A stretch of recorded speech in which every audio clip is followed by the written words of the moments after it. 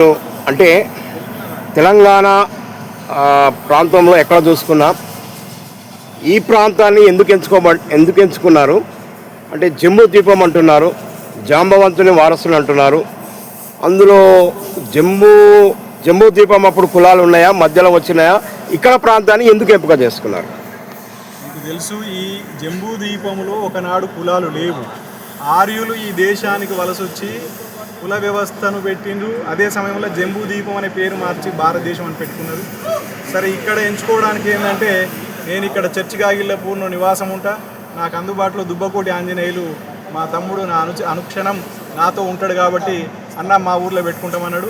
వాస్తవానికి మొదట పెట్టింది ఇక్కడ కాదు, మనం కోళ్ళపడకలు శంషాబాద్ అవతలో అక్కడ పెట్టినాం ఫస్ట్ 2005లో. తర్వాత 2007లో మా సొంత గ్రామం నర్మేట మండలం హనుమంతాపూర్ గ్రామంలో చాలా భారీ ఎత్తున కార్యక్రమం చేసినాం. అట్నే 2015లో ఇక్కడ గద్దరన్నతో ఇక్కడ ఆవిష్కరింపజేసినాం. దాదాపుగా తెలంగాణ రాష్ట్రంలో ఎన్ని విగ్రహాలను, జంబూద్వీప విగ్రహాలను? మూడే విగ్రహాలు పెట్టుకోవడం జరిగింది.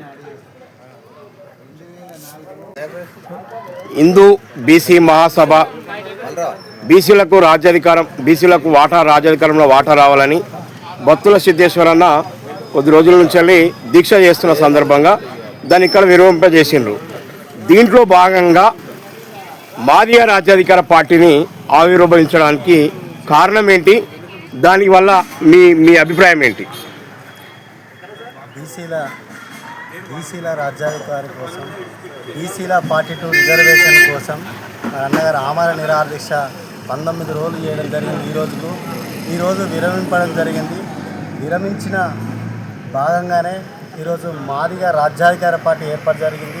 అసలు మాదిగ రాజ్యాధికార పార్టీ ఏర్పడాల్సిన అవసరం ఏమొచ్చింది అంటే, వీరన్న పెట్టిన సిద్ధాంతం కులాలు ఏర్పడి కులాల చైతన్యమైన తర్వాత, అంటే కులాలు ఎంత చైతన్యం చేసిన తర్వాత కులాల నాయకులు అమ్ముడు పోయి మరి కులాలు ఓటు వచ్చే వరకే ఆ ఓటు చైతన్యం లేక, అంటే కుల సంఘంగా చైతన్యం లేదు తప్ప ఓటుగా మలుచుకోలేకపోయినాం.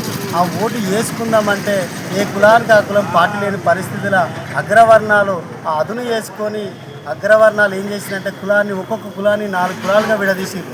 అంటే 4 కులాల విడదీసి వాళ్ళు ఓటు వేసుకుందామంటే వాళ్ళకు పార్టీ దిశానిర్దేశం లేని పరిస్థితులలో ఈరోజు దీక్ష విరమించిన సందర్భంగా మాదిగ రాజ్యాధికారం ఏర్పాటు చేసి మాదిగ కులాలు కనుక మాదిగోళ్ళు వేసుకుంటే, అంటే బీసీ కులాలు బీసీలు వేసుకుంటే వాళ్ళని 4% మిగిలిపోతారు.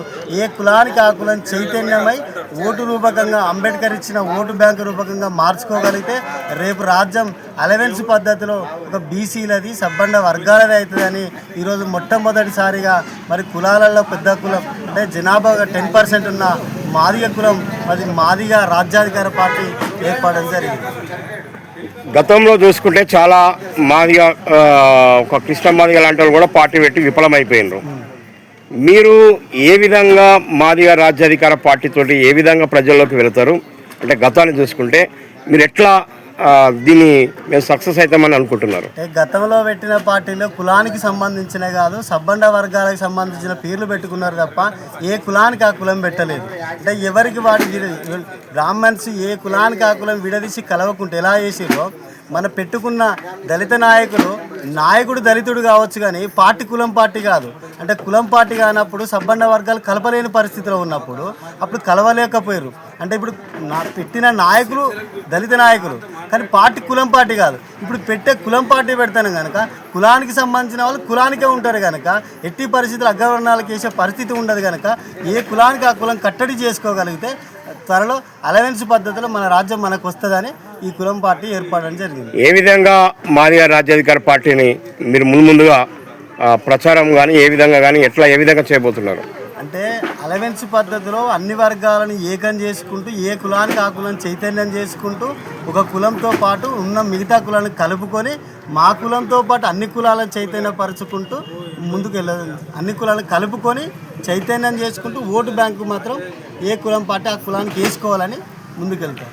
సరే, మీరు మాదిగ రాజ్యాధికార పార్టీ అంటే మీది ఎక్కడ, ఏ ప్రాంతం, మీది ఏ జిల్లా, మీరు ఇంత కసిగా రావడానికి కారణం ఏంటి?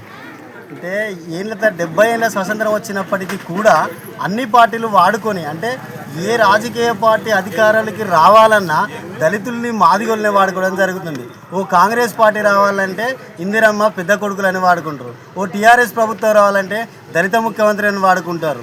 ఇంకో పార్టీ బీజేపీ పార్టీ రావాలంటే బీసీ నినాదం లేక దళితవాదం వాడుకున్నారు. ఈరోజు ఏ నాయకులు కూడా అంటే పార్టీ అధికారం రావడానికి దళితుల పేరు వాడుకున్నప్పుడు ఇంత జనాభా ఎక్కువ ఉన్నా దళితులకు పార్టీ ఎందుకు ఉండొద్దు అంటే అన్ని పార్టీలు డిఫెండ్ అయింది మాదిగల మీద దళితుల మీద. అంటే అన్ని అగ్రవర్ణాల పార్టీలు వెళ్ళినప్పుడు మరి అగ్రవర్ణాలకు ధీటుగా అంటే బ్రాహ్మణవాదానికి ధీటుగా మరి దళితులకు ఎందుకు పార్టీ ఉండొద్దు అని